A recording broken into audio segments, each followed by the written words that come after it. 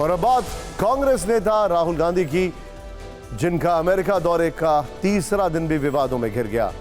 तीसरे दिन Rahul Gandhi Washington DC में थे। उन्होंने नेशनल प्रेस क्लब में अमेरिकी पत्रकारों के सवालों के जवाब दिए, लेकिन एक सवाल पर राहुल गांधी का जवाब देश में सियासी का मुद्दा बन गया। राहुल गांधी से मुस्लिम लीग को लेकर एक सवाल पूछा गया था। सवाल यह था कि कांग्रेस का मुस्लिम लीग जैसी सांप्रदायिक पार्टी के साथ गठबंधन क्यों है। जवाब में राहुल गांधी ने सिर्फ 7 शब्द कहे। उन्होंने कहा, Muslim League is a completely secular party, यानी मुस्लिम लीग पूरी तरह से एक धर्मनिरपेक्ष पार्टी है। मुस्लिम लीग पर राहुल गांधी के यही 7 शब्द राजनीति का मुद्दा बन गए। मुस्लिम लीग पर राहुल गांधी के इस जवाब ने उन्हें कई सवालों में फंसा दिया। बीजेपी ने राहुल पर सवालों की बारिश कर दी। आपको बीजेपी नेताओं की बात सुनाए उससे पहले राहुल गांधी से पूछे गए सवाल और उसका जवाब दिखाते हैं। Says you talked about secularism and democracy while opposing the Hindu party BJP. However, Congress in Kerala has been in alliance with the Muslim party, Muslim League in Kerala, the state from which you were MP for more than, the state you are the MP for more than 70 years. Muslim League is a completely secular party. Right. There's nothing non-secular about the Muslim League. Questions are a little disjointed. Sorry about that. I think the person hasn't studied the Muslim League. Rahul Gandhi ने मुस्लिम league को धर्मनिरपेक्ष party बताया तो BJP भड़क गई। BJP के नेता और केंद्रीय मंत्रियों ने इस बयान के बहाने कांग्रेस को कटघरे में खड़ा कर दिया। बीजेपी नेताओं ने राहुल गांधी पर जिन्ना की सोच रखने का आरोप लगाया। अमेरिका में कही गई बात पर भारत में कैसे राजनीतिक बाण चले, इस रील में देखें अब आप।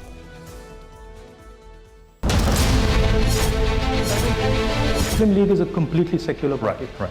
There's nothing non-secular about the Muslim League. वो ये कहते हैं कि मुस्लिम लीग एक सेकुलर संगठन, न अर्थव्यवस्था का ज्ञान है न राजनीति का ज्ञान है, केवल दिल में भरा हुआ भाजपा और मोदी जी नहीं, भारतीय संस्कृति के प्रति एक अवमानना का स्थान है।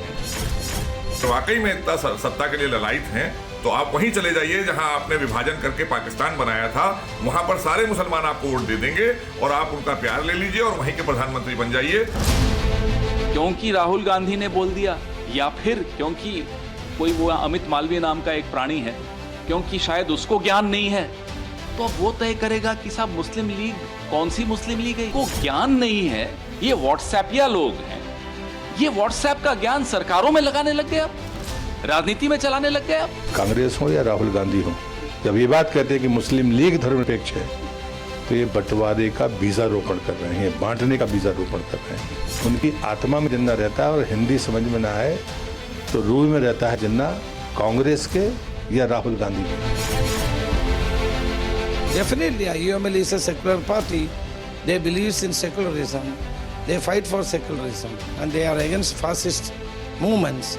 So, whatever Rahul Gandhi says is 100% correct. का एक भी सदस्य, एक भी लीडर ये हिंदू नहीं है, तो राहुल गांधी किस हिसाब से उनको सेक्युलर बोल रहे हैं?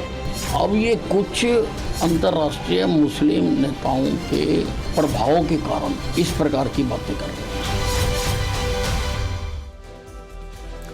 सवाल यह है कि जिस मुस्लिम लीग को लेकर कांग्रेस और बीजेपी के नेताओं में जुबानी जंग चल रही है, आखिर उसका इतिहास क्या है। और सवाल यह भी है कि राहुल गांधी मुस्लिम लीग का बचाव क्यों कर रहे हैं। दरअसल जिस पॉलिटिकल पार्टी को लेकर विवाद हुआ है उसका पूरा नाम इंडियन यूनियन मुस्लिम लीग है, जिसे IUML भी कहा जाता है। इंडियन यूनियन मुस्लिम लीग दक्षिण भारत में सक्रिय राजनीतिक दल है जिसका केरल में अच्छा खासा प्रभाव है। इंडियन यूनियन मुस्लिम लीग केरल में यूनाइटेड डेमोक्रेटिक फ्रंट यानी UDF का हिस्सा है। UDF में कांग्रेस भी शामिल है, यानी IUML और कांग्रेस अलायंस पार्टनर हैं। आपको एक इंटरेस्टिंग फैक्ट बताते हैं। जिस मुस्लिम लीग की बात राहुल गांधी ने की है उसका गठन आज़ादी के बाद 10 मार्च 1948 में हुआ है। और एक बात अच्छी तरह से समझ लीजिए कि यह पाकिस्तान की मांग करने वाला मुस्लिम लीग नहीं है। फिर सवाल यह है कि मुस्लिम लीग के नाम पर कंट्रोवर्सी क्यों हो रही है। दरअसल इस विवाद की वजह मुस्लिम लीग के इतिहास में छिपी है। दरअसल अलग देश की मांग करने वाले मोहम्मद अली जिन्ना की party all India Muslim league के ज्यादातर नेता 1947 में बंटवारे के बाद पाकिस्तान चले गए, लेकिन बी पोकर साहिब बहादुर और M मोहम्मद इस्माइल भारत में ही रहे। ये दोनों भी जिन्नावाले मुस्लिम लीग के ही सदस्य थे। इन दोनों ने ऑल इंडिया मुस्लिम लीग में एक्टिव रहे 33 पुराने नेताओं के साथ इंडियन यूनियन मुस्लिम लीग का गठन किया। एक और बात आपको जाननी चाहिए, बंटवारे के बाद ऑल इंडिया मुस्लिम लीग को भंग कर दिया गया। कुछ महीनों बाद पश्चिम पाकिस्तान में मुस्लिम लीग और पूर्वी पाकिस्तान में ऑल पाकिस्तान अवामी मुस्लिम लीग का गठन हुआ और भारत में इंडियन यूनियन मुस्लिम लीग का गठन किया गया। यह बात यही है कि इंडियन यूनियन मुस्लिम लीग, जिसका राहुल गांधी ने समर्थन किया, वो जिन्ना की मुस्लिम लीग के बड़े नेताओं से मिलकर ही बनी थी। लेकिन कुछ ऐतिहासिक तथ्य हैं जिनकी बात करना जरूरी है। देश के पहले प्रधानमंत्री जवाहरलाल नेहरू इंडियन यूनियन मुस्लिम लीग के सख्त खिलाफ थे। पंडित नेहरू ने आजादी के तुरंत बाद तत्कालीन गवर्नर जनरल लॉर्ड माउंटबेटन से कहा था कि वो मोहम्मद इस्माइल को मुस्लिम लीग के पुनर्गठन के विचार को छोड़ने की सलाह दें। नेहरू मानते थे कि भारतीय मुसलमानों को मुस्लिम लीग जैसी राजनीतिक पार्टियों की कोई जरूरत नहीं है। 2019 के लोकसभा चुनाव में बीजेपी नेताओं ने वायनाड में इंडियन यूनियन मुस्लिम लीग से राहुल गांधी को समर्थन मिलने पर सवाल उठाए थे। 2019 में यूपी के मुख्यमंत्री योगी आदित्यनाथ ने ट्वीट करके कहा था मुस्लिम लीग को वायरस उन्होंने बताया था। योगी आदित्यनाथ ने इस ट्वीट में लिखा, मुस्लिम लीग एक वायरस है, ऐसा वायरस जिससे कोई संक्रमित हो गया तो वो बच नहीं सकता। आज तो कांग्रेस ही इससे संक्रमित हो चुकी है। क्या यह समझा जाए? सोचिए, अगर ये जीत गए तो क्या होगा? ये वायरस पूरे देश में फैल जाएगा।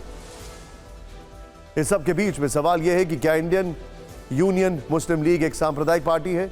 यह बात सही है कि IUML के फाउंडर मेंबर जिन्ना की मुस्लिम लीग के नेता रहे थे, लेकिन आजादी के बाद IUML सीधे सीधे सांप्रदायिक राजनीति में शामिल नहीं रही है। एक इंटरेस्टिंग बात यह भी है कि मुस्लिम लीग के नेता जब शिक्षा मंत्री थे तब केरल में श्री शंकराचार्य संस्कृत विश्वविद्यालय स्थापित किया गया। एक और वाकया जिससे IUML की राजनीति को समझा जा सकता है, जब अटल बिहारी वाजपेयी प्रधानमंत्री थे तब उन्होंने IUML नेता E अहमद को भारत का प्रतिनिधि बनाकर यूनाइटेड नेशंस भेजा था।